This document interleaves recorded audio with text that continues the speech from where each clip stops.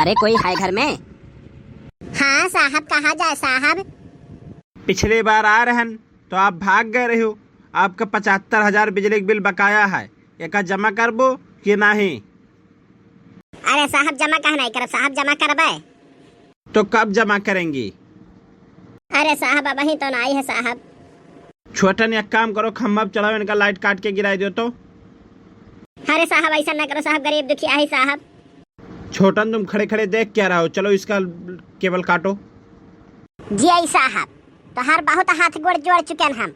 बताओ है तू तो अपन जोड़ लिहो कि 75,000 बिजली के बिल बकाया बाय, लेकिन ये जन खम्भवा हमरे खेतों में 30 सलियस गड़ा बाय, ये कर मवजवा के दिए अहे जौन तो केबलवा काटे खातिर खम्भा बड़े जल्दी चढ़े हो ना, हमरे जमीनी में उतरे हो ना तो मार के गोड़ काट ले तोहार। जी आई साहब, आज 30 साल का खम्भा हो गया हमारे खेते में और 3,000 रुपया साल जोड़ी तो 90,000 हो गया। तोहार बिजली के बिल बकाया 75,000, वक्का काट ले तब 15,000 हमार बचत बा। जौने दिन 15,000 हो जाए वह दिन आयो बिजली के बिल हमार काटा है। और तू चुप्पम चला जाओ और तू हमारे खेतवा में खड़ा है ना तो मार के अब गोड़वा तोड़ दिया तोहार।